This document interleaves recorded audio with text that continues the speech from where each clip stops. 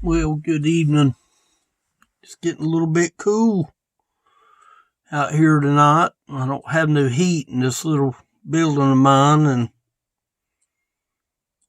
it's getting sort of brisk. It's late tonight. It's early Wednesday morning, probably around, I guess, 1 a.m. in the morning. I wanted to come out and just read the first story that I found to read. I mean, the Bible was already open and my eyes had looked at 2 or 3 verses. And Lord willing, the Lord will put together the message that He wants us to have today. I am in the book of Genesis, chapter 8. And, wait a minute. No, I take that back. I am actually in chapter number 4. Let me make sure I'm right on that, because I don't want to tell somebody wrong. Let me see if I'm... No, I did have it right. It was chapter 8. Chapter 8. And I'm looking at verse number 6. Now, during this time, Noah had already built the boat. It took 120 years to build the boat. He loaded up the boat with the animals. Everybody knows the story of Noah and the Ark, but Noah was getting prepared to get out of the ark, and he was waiting to see evidence that there was new life that was growing outside. He had put a window in the top part of the ark to use, I assume, for sunshine, for light. He also used it to release 2 of the birds. You know, one of the birds, the Bible talks about a raven. Now, I don't know exactly the animal kingdom very well, but I've always thought of a raven as a bird that would eat just about anything. We, on the farm, we call them buzzards. A buzzard will go after a young calf. If he can get his beak on a young calf, the first thing that a buzzard will eat will be the eyeballs.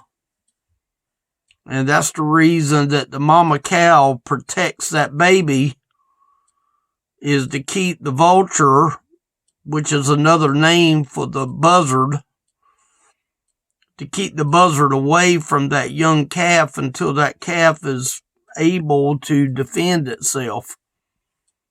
And that mama's not very far away. We read about the raven, which basically is an animal that is a nasty animal that can eat just about anything. It can live in the mud and the mire. That's sort of the nature of the location of where the raven is able to go. I want to read you the verses that I read here when I decided to do this little message.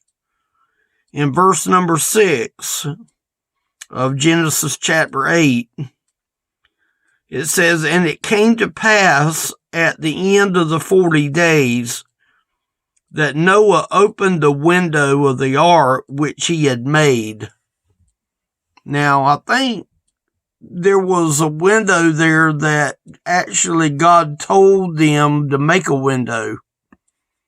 It wasn't a window that Noah just made just for convenience. I think it was a window that God wanted that window. I mean, it was almost like God was in full control of everything that Noah made on that boat.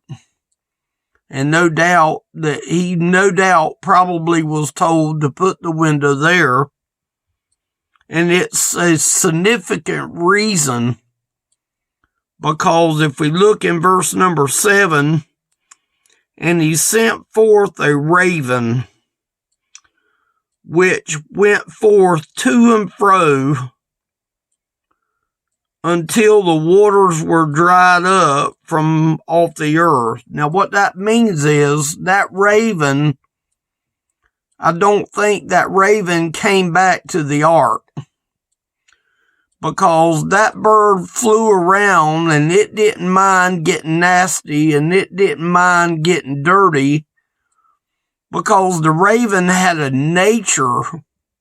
The nature of the raven was to eat the dead carcass. The nature of the raven was to not mind the odor or the smell or the mud or the dead animals. A raven, that's the reason the Bible says here that he went forth to and fro, meaning he flied over the same area over and over and over again. And no doubt there probably was something there that he could eat on that satisfied him to stay out of the ark. The raven did not fly back to the ark. Noah turned him loose and let him fly. God protected the raven at the time when he loaded up the animals. I mean, he got the raven, and I believe he had a reason and a mission for the raven. And, there's a mission for the unclean even today. Now, does that mean that God don't love the unclean man? No, he does. He loves the unclean. He doesn't love their sin, but he does love the unclean. We all have sinned and come short of the glory of God. But when he sent forth that raven, he flew to and fro until the waters were dried up from the earth. So that's what happened to the raven. If you notice in verse number 8, also he sent forth a dove from him. Now, it doesn't say that he sent it at the same time, but it does give you illustration that it sounds to me like that he did send the dove out. Also, he sent forth a dove from him. Now, a dove is known as a clean animal. A dove is not going to eat the dead carcass. The dove prides itself on being clean. We sing the song, remember the song, "On the Wings of a Snow White Dove." The Bible even mentions the word dove all through the through the Bible in different places where the dove is mentioned. And Noah had sent forth this dove to see if the waters were abated from off the face of the ground. Now, that was the reason that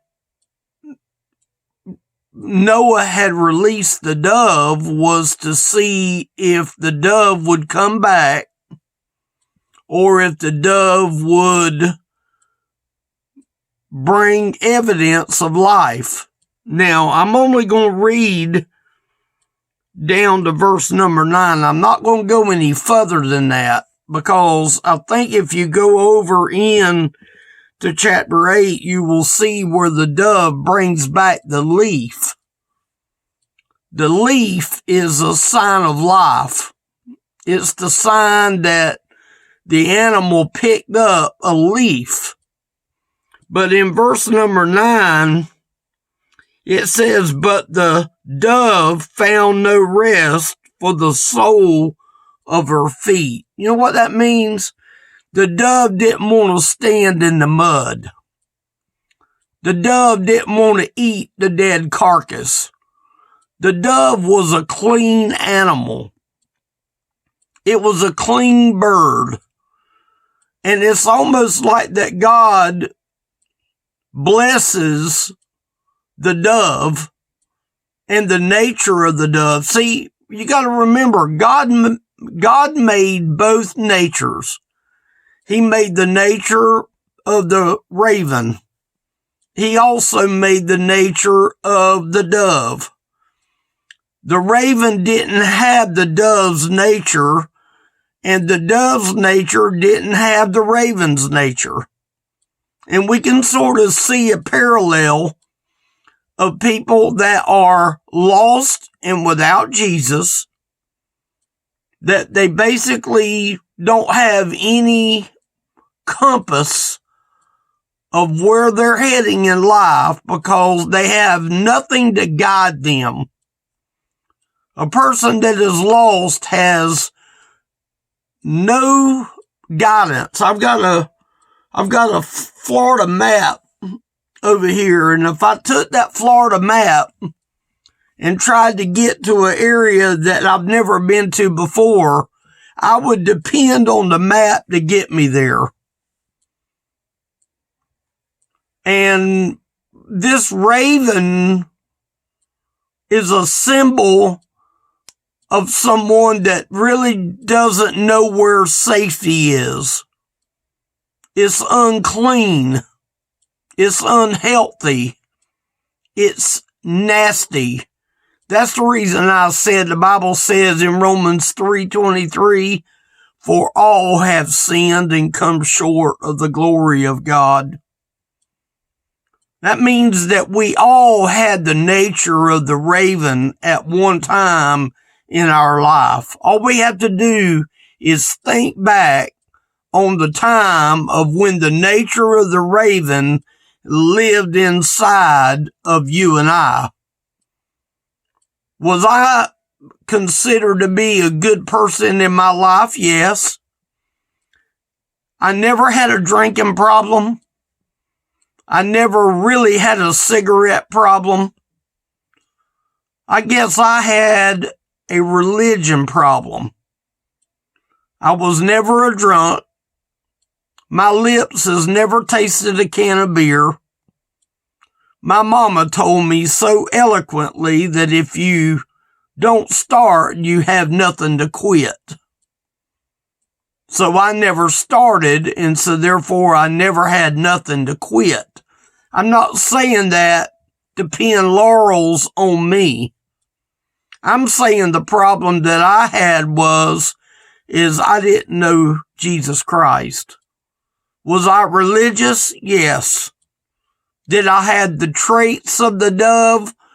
I guess you could say I had the traits of the dove, but I was a raven.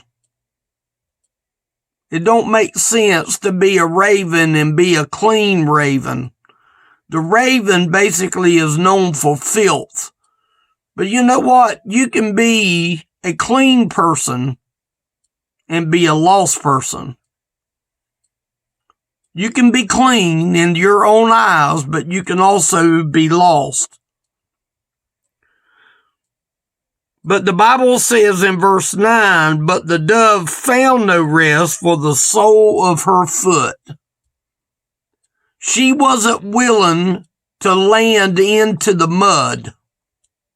And the reason that she didn't want to land in the mud is the nature of the dove is to stay clean and pure.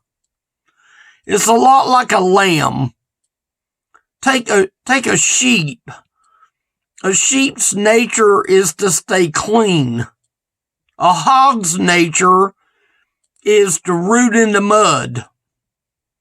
You can clean a pig all over, wash him down with soap, put a pink ribbon around his neck, put a leash on that hog, and the nature of that hog is to go back into the mire.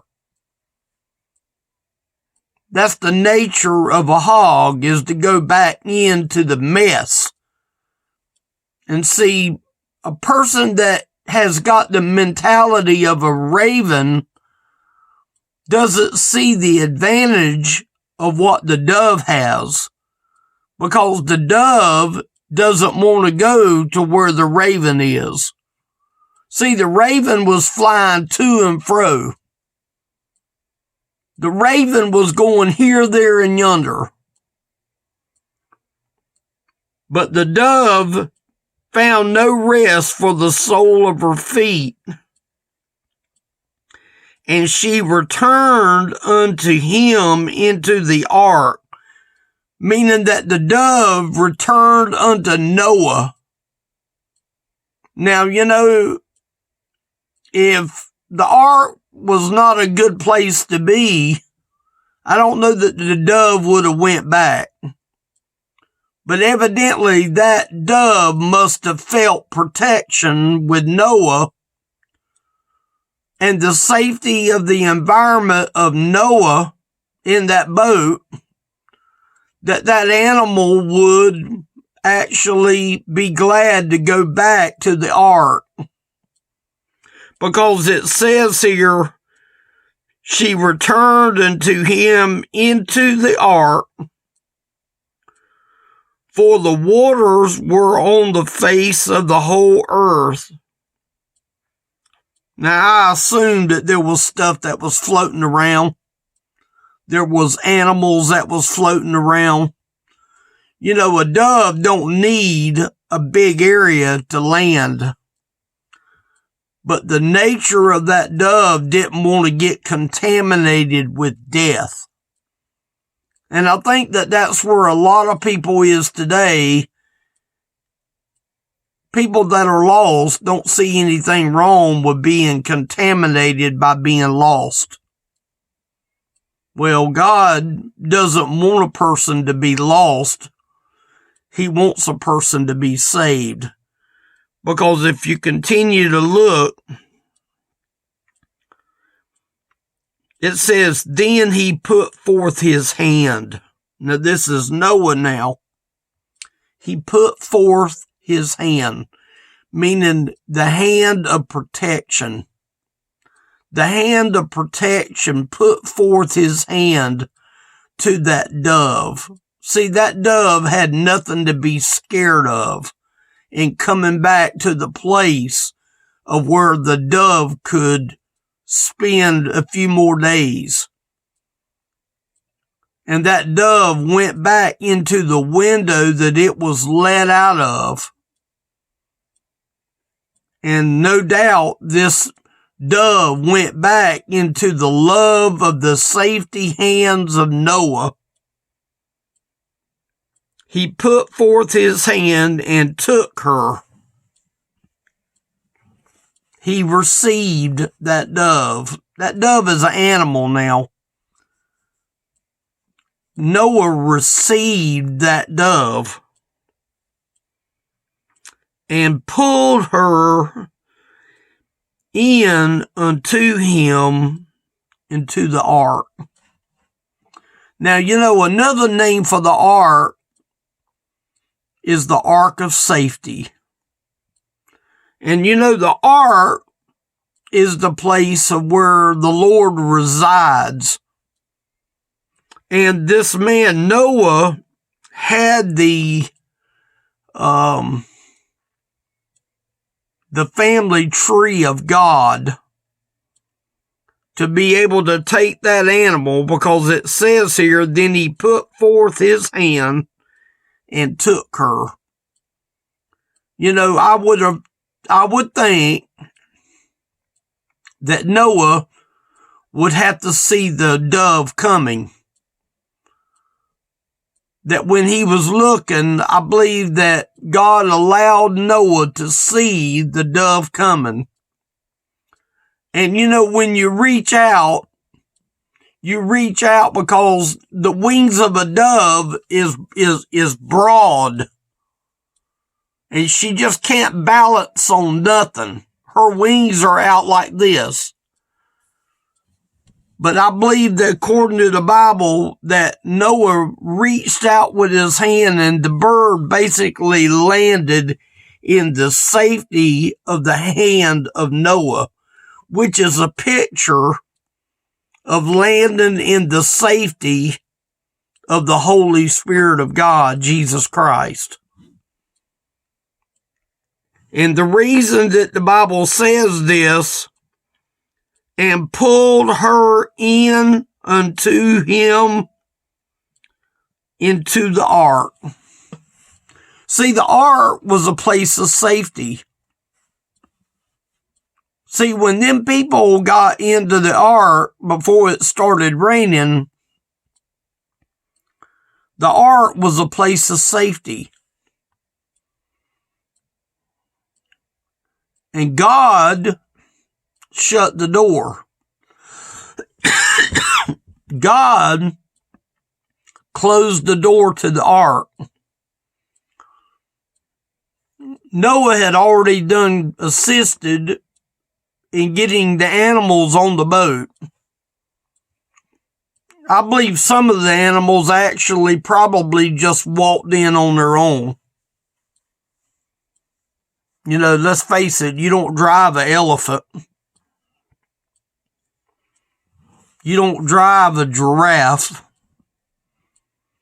I believe that ability of them animals on that boat was a God thing.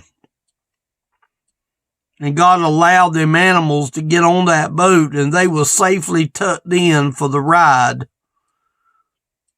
And they was on the Ark of Safety. And they was there until the water went down. Now, I think if I'm right, I think maybe Noah had let down the door, but God had closed the door. See, gravity can let down the door, but they needed strength to pick up the door, and so God closed the door. Jesus is furnishing the Ark of Safety for you and I. He's furnishing the Ark of Safety. And he's calling us to be the dove. Even though we might have the bloodline of the raven, he's able to change the bloodline. He's able to put a new DNA in us. We all can relate to the raven. I hope you know him today. He's calling you to be a clean vessel. I thank the Lord for letting me have an open Bible. And something told me on the way out here, look at the Bible before I turn the page. look at the Bible. And so help me God. Verse 6 is the verse that I saw. Elderly ministry is how you get a hold of me.